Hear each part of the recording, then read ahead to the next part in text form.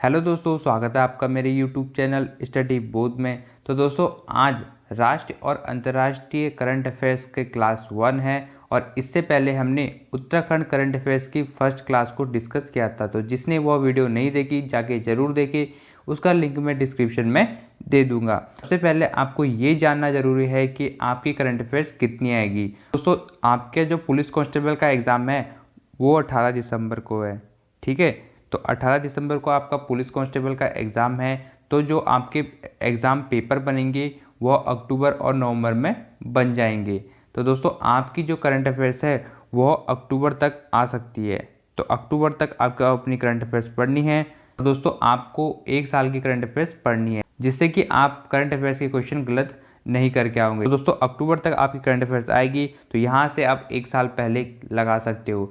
तो दोस्तों, नवंबर से अक्टूबर, ठीक है, नवंबर 2021 से और अक्टूबर 2022 तक, यहाँ तक आपको करंट अफेयर्स पढ़नी चाहिए। तो दोस्तों, हमारी जो करंट अफेयर्स है वो दिसंबर 2021 से अक्टूबर 2022 तक होगी। तो दोस्तों, जो नवंबर की करंट अफेयर्स है वो भी मैं इसमें इंक्लूड कर दूंगा।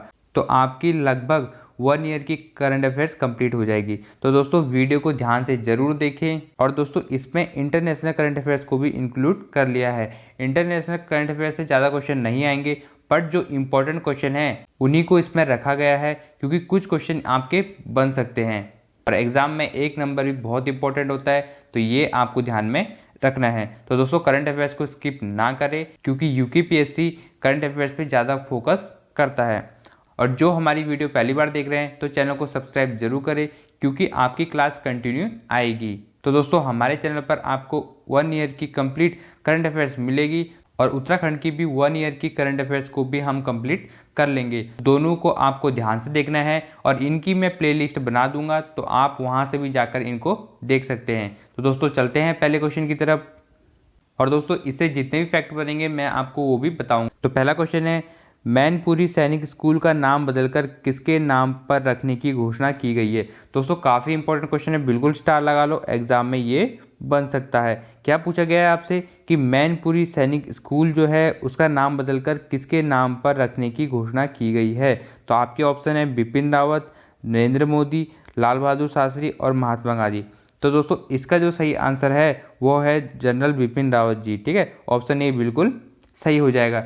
और यह घोषणा किसने की है, तो योगी आदित्यनाथ ने, जो उत्तर प्रदेश के मुख्यमंत्री हैं योगी आदित्यनाथ जी, उन्होंने ही यह घोषणा की गई है, ठीक है, मैनपुरी स्कूल। नेक्स्ट है दोस्तों, 2021 में हिंदी भाषा में साहित्य अकादमी पुरस्कार किसे दिया गया।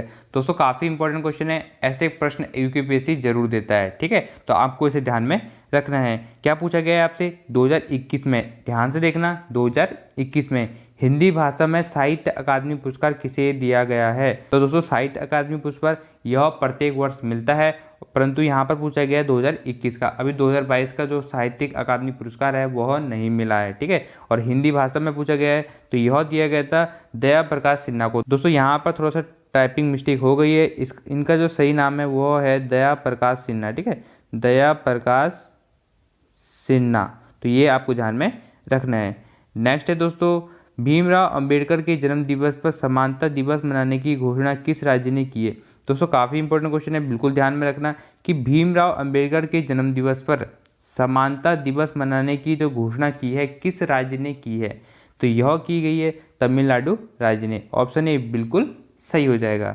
नेक्स्ट है दोस्तों, नरेंद्र मोदी जी ने मेजर ध्यानचंद विश्वविद्यालय की आधारशिला कहाँ रखी है। दोस्तों, काफ़ी इंपॉर्टेंट क्वेश्चन है, काफ़ी चर्चा में रहता, तो आपको ये ध्यान में रखना है कि नरेंद्र मोदी ने मेजर ध्यानचंद विश्वविद्यालय की आधारशिला कहाँ रखी गई है। किसकी, मेजर ध्यानचंद विश्वविद्यालय बनाने की उन्होंने घोषणा की गई है। तो इसकी जो आधारशिला कहाँ रखी गई है, तो यह रखा गया है मेरठ में, ठीक है। ऑप्शन बी बिल्कुल सही हो जाएगा। नेक्स्ट है दोस्तों, मुद्रा कोर्स का नया अर्थशास्त्री किसे नियुक्त किया गया है। दोस्तों, काफ़ी इंपॉर्टेंट क्वेश्चन है, बिल्कुल ध्यान में रखना है कि मुद्रा कोर्स का नया अर्थशास्त्री किसे नियुक्त किया गया है। तो यह हाल फिलहाल में ही नहीं नियुक्त किया गया है, तो आपको ये ध्यान में रखना है। तो इसका सही आंसर हो जाएगा पियरे ओलिवियर गॉरिचिस, ठीक है। तो ये आपको ध्यान में रखना है, पियरे ओलिवियर गॉरिचिस नए अर्थशास्त्री हैं किसके, मुद्रा कोर्स के। नेक्स्ट है दोस्तों, खंजर अभ्यास किन 2 देशों के बीच हुआ। दोस्तों, काफ़ी इंपॉर्टेंट क्वेश्चन है ये भी, इसको ध्यान में रखना। जो खंजर अभ्यास हुआ था किन दो देशों के बीच में हुआ था, आपसे ये पूछा गया है। तो आपके ऑप्शन है भारत और जापान, भारत और पाकिस्तान, भारत और बांग्लादेश। दोस्तों यहाँ पर जो है किर्गिस्तान है, ठीक है, किर्गिस्तान आएगा यहाँ पर, किर्गिस्तान। तो ये आपको ध्यान में रखना है, किर्गिस्तान। तो यहाँ पर जो खंजर अभ्यास हुआ था वह हुआ था भारत और किर्गिस्तान के बीच में। तो ऑप्शन सी बिल्कुल सही है। आपको क्या ध्यान रखना है, भारत और किर्गिस्तान, इसको नोट कर लेना। और दोस्तों इसके आप नोट्स जरूर बनाना, क्योंकि जो करंट अफेयर्स है आपको ये ऐसे ही याद होगी, आप इनको बार बार पढ़ोगे तभी यह आपको याद होगी। तो इनके अच्छे से नोट्स बना लो। मैंने यहाँ पर MCQ फॉर्म में दिए हैं ताकि आपको ये जल्दी से याद हो जाए। दोस्तों ऐसे आपको जल्दी याद होंगे। देखो कैसे, अगर देखो ऐसे ही क्वेश्चन आपके एग्जाम में आते हैं तो वहाँ पर जो ऑप्शन है तो उनको आप देखकर सही कर सकते हो, क्योंकि मैंने भी यहाँ पर ऑप्शन दिए हैं। तो आप सारे ऑप्शन को ढंग से पढ़ोगे तो आपको कन्फ्यूज़न नहीं होगी। तो इसलिए आपको ऐसे पढ़ना है, परंतु आपको अच्छे से इसके नोट्स बनाने हैं। 1 साल के आपकी करंट अफेयर्स हो जाएगी, तो आपको करंट अफेयर्स से कोई भी घबराने की ज़रूरत नहीं है। और यहाँ पर मैं टॉप सिलेक्टेड करंट अफेयर्स को रखूँगा, क्योंकि करंट अफेयर्स तो बहुत ज़्यादा हो जाती है, आप उससे घबराते हो और उसे पढ़ते नहीं हो। तो इसलिए यहाँ पर टॉप सिलेक्टेड करंट अफेयर्स को लाऊंगा जो आपके एग्ज़ाम की दृष्टि से महत्वपूर्ण होंगे। नेक्स्ट है दोस्तों, एशियाई अवसंरचना निवेश बैंक का उपाध्यक्ष किसे नियुक्त किया गया है। दोस्तों ये भी काफ़ी इंपॉर्टेंट है, बिल्कुल इसे ध्यान में रखना है। एशियाई अवसंरचना निवेश बैंक, ठीक है, क्या पूछ रहा है आपसे, एशियाई अवसंरचना निवेश बैंक का उपाध्यक्ष किसे नियुक्त किया गया है। तो दोस्तों इसका जो ऑप्शन है उर्जित पटेल, अशोक लावासा, शक्तिकांत दास, नितिन गुप्ता। इसका सही आंसर हो जाएगा उर्जित पटेल। ऑप्शन ए बिल्कुल सही है। क्या पूछा गया है आपसे, एशियाई अवसंरचना निवेश बैंक का उपाध्यक्ष, ठीक है, क्या पूछा गया, उपाध्यक्ष, आपको ध्यान में रखना है। नेक्स्ट करंट अफेयर्स है, किस राज्य का कुंभलांगी गांव भारत का पहला सैनिटरी नैपकिन मुक्त गांव बना। दोस्तों काफ़ी इंपॉर्टेंट है, बिल्कुल इसे ध्यान में रखना, एग्जाम में ये आ सकता है, ठीक है।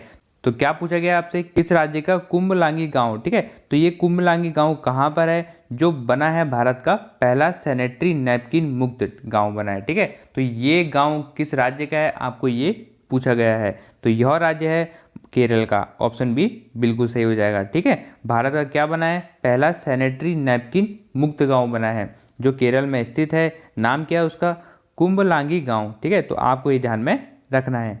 नेक्स्ट है दोस्तों, अंतर्राष्ट्रीय मातृभाषा दिवस कब मनाया जाता है। दोस्तों काफ़ी इंपॉर्टेंट क्वेश्चन है कि अंतर्राष्ट्रीय मातृभाषा दिवस कब मनाया जाता है। तो यह मनाया जाता है 21 फरवरी को। ऑप्शन सी बिल्कुल सही हो जाएगा। दोस्तों अंतर्राष्ट्रीय क्वेश्चन भी यहाँ पर इंक्लूड किए गए हैं, तो आपको वो भी ध्यान में रखना है, क्योंकि इंटरनेशनल करंट अफेयर्स ज़्यादा नहीं पूछेगा आपसे, तो इसमें ही इंक्लूड कर दिया गया है। और वही क्वेश्चन इंक्लूड किया है जो आपके एग्जाम की दृष्टि से आ सकते हैं, जो कि इम्पोर्टेंट है।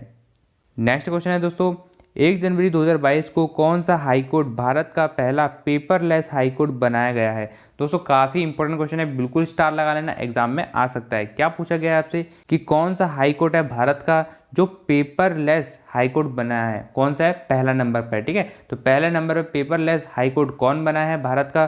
तो इसके ऑप्शन है Himachal Pradesh high court, Kerala high court, Madhya Pradesh high court और कर्नाटक हाईकोर्ट। तो दोस्तों इसका जो सही आंसर हो जाएगा केरल हाईकोर्ट, ठीक है। तो केरल हाईकोर्ट बिल्कुल सही है।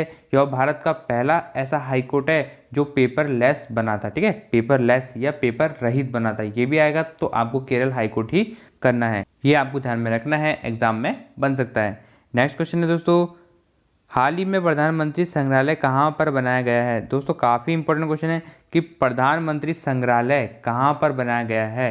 तो यह बनाया गया था दिल्ली में। ऑप्शन ए बिल्कुल सही करके आना है। क्या पूछा गया है, प्रधानमंत्री संग्रहालय कहाँ बनाया गया है, दिल्ली बनाया गया है। नेक्स्ट करंट अफेयर्स है, हाल ही में बिरजू महाराज का निर्धन हुआ, ये किस नृत्य से जुड़े थे। दोस्तों काफ़ी इंपॉर्टेंट क्वेश्चन है कि जो बिरजू महाराज थे यह किस नृत्य से जुड़े हुए थे, इनका हाल ही में निधन हुआ है। तो आपको ध्यान में रखना है कि यह किससे जुड़े थे। ऐसे क्वेश्चन एग्जाम में आते हैं, तो आपको ध्यान में रखना है। तो दोस्तों आपके ऑप्शन है कथक, कुचिपुड़ी, भरतनाट्यम, घूमर। दोस्तों ऑप्शन आपको इसलिए बताता हूँ ताकि आपको ये कन्फ्यूज़न ना हो, क्योंकि वहाँ पर भी 4 ऑप्शन आएंगे और आप इसमें कन्फ्यूज हो जाओगे और गलती कर लोगे। तो इसलिए यहाँ पर 4 ऑप्शन दिए हैं, तो आपको सही ऑप्शन पे देखना है।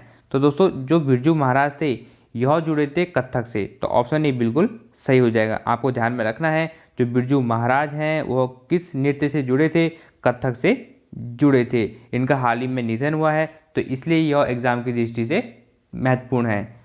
नेक्स्ट करंट अफेयर्स है मिसेज वर्ल्ड 2022 का खिताब किसने जीता। दोस्तों काफ़ी इंपॉर्टेंट क्वेश्चन है, ये क्वेश्चन आ सकता है, ये अंतर्राष्ट्रीय करंट अफेयर्स की दृष्टि से महत्वपूर्ण है। तो मिसेज वर्ल्ड 2022 का खिताब जीता है तो आपके ऑप्शन है हरना सांधू, शैलिन फोर्ड, लीजा एस्ले और जोडी पियर्स। ठीक है, तो दोस्तों आपके मन में आ रहा होगा कि हरना सांधू इसका ऑप्शन ए बिल्कुल सही होगा, तो दोस्तों गलत है, हरना सांधू इसका ऑप्शन सही नहीं है।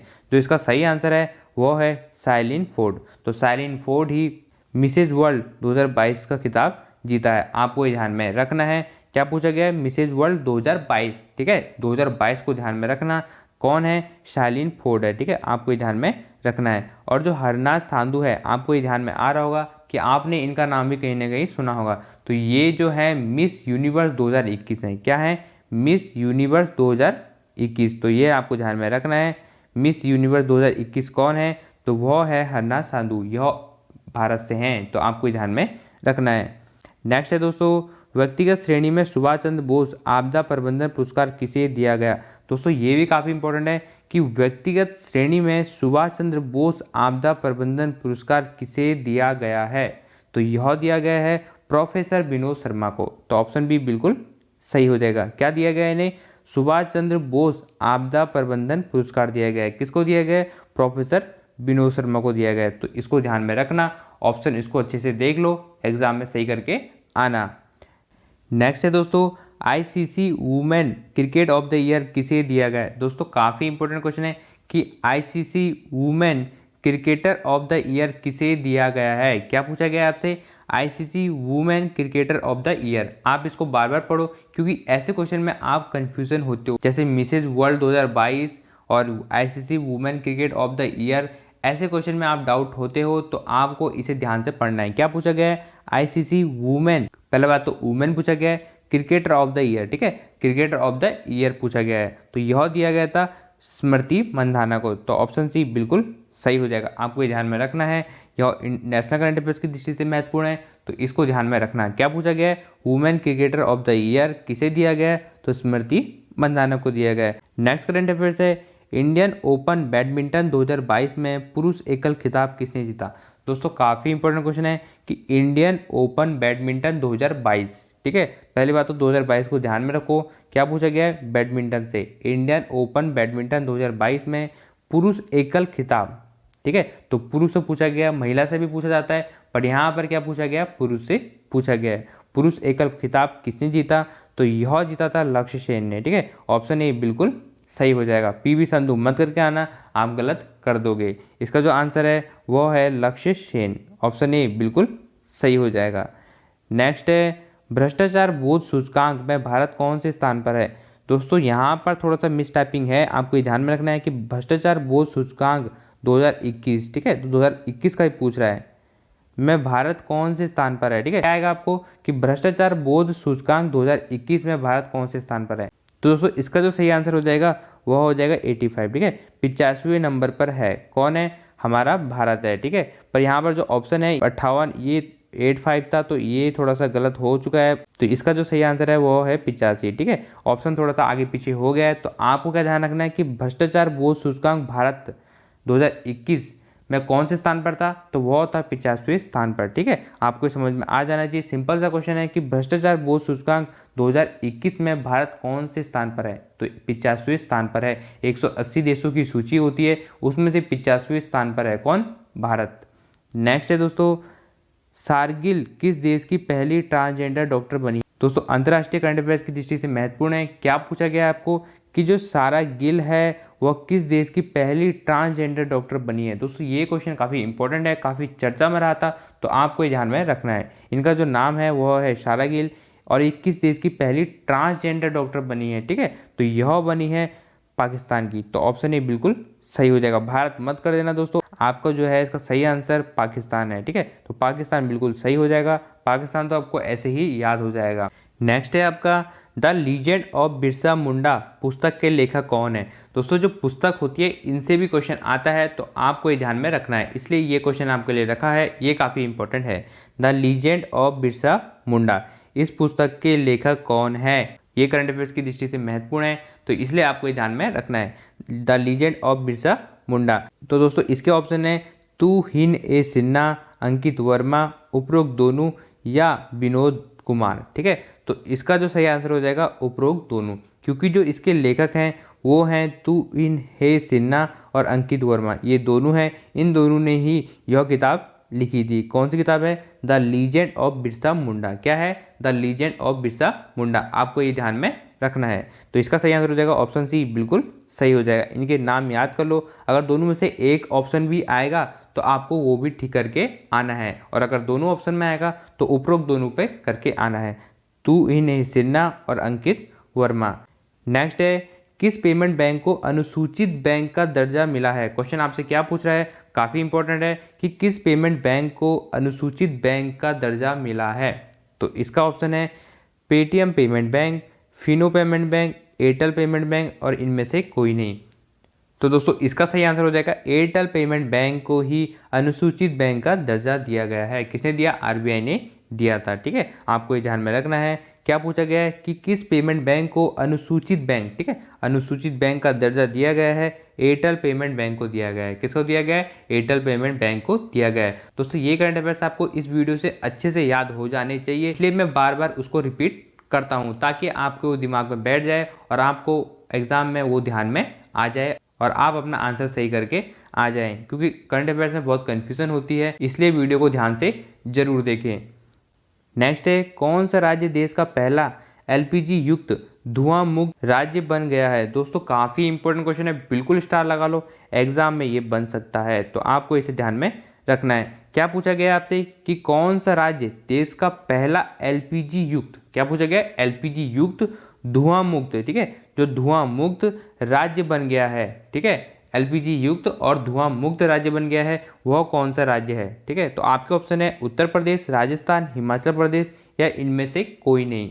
तो इसका जो सही ऑप्शन हो जाएगा हिमाचल प्रदेश। ऑप्शन सी बिल्कुल सही हो जाएगा। और ये क्यों बना मैं आपको ये भी बताऊंगा। तो दोस्तों जो उज्ज्वल प्रधानमंत्री योजना थी, ठीक है, उज्ज्वल प्रधानमंत्री योजना थी, यह कब आई थी? यह आई थी 2016 में। जो उज्ज्वला योजना थी 2016 में आई थी। इसमें क्या गया था? सबको एलपीजी गैस सिलेंडर वितरित किए गए थे, जिससे हमारा जो भारत राज्य है वह धुआं मुक्त हो जाए, क्योंकि ग्रामीण इलाकों में लकड़ी से खाना बनाया जाता है और उससे जो धुआं निकलता है वह हमारे लिए हानिकारक होता है। तो इसलिए एलपीजी युक्त सिलेंडर वितरण किए गए थे। कौन सी योजना के तहत? उज्ज्वल योजना के तहत। और ये कब आई थी? 2016 में। तो ये भी आपको ध्यान में रखना है। और दोस्तों एक योजना जो हिमाचल प्रदेश की सरकार थी वह लाई थी, उसका नाम था गृहिणी सुविधा योजना। ठीक है, तो गृहिणी जो सुविधा योजना थी, गृहिणी सुविधा योजना, ठीक है, तो गृहिणी सुविधा जो योजना थी यह लाई थी हिमाचल प्रदेश सरकार लाई थी। ठीक है, कब लाई गई थी? 2018 में लाई थी। और जो उज्ज्वला योजना आई थी वह 2016 में आई थी।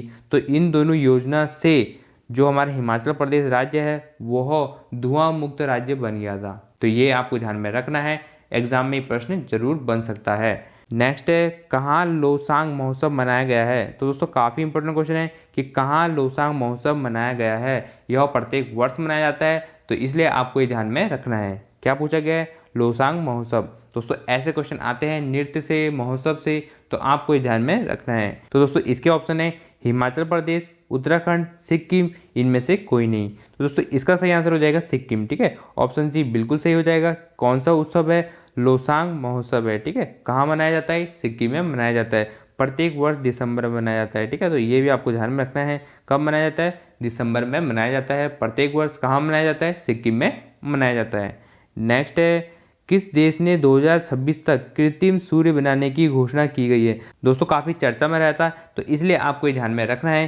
क्या पूछ रहा है क्वेश्चन में कि किस देश ने 2026 तक कृत्रिम सूर्य बनाने की घोषणा की गई है? दोस्तों काफ़ी बड़ी बात है कि कृत्रिम सूर्य बनाने की घोषणा की गई है, तो इसलिए ये एग्जाम की दृष्टि से महत्वपूर्ण हो जाता है, अंतर्राष्ट्रीय करंट अफेयर्स की दृष्टि से महत्वपूर्ण है, तो आपको ये ध्यान में रखना है। तो दोस्तों इसका ऑप्शन है चीन, जापान, दक्षिण कोरिया और इनमें से कोई नहीं।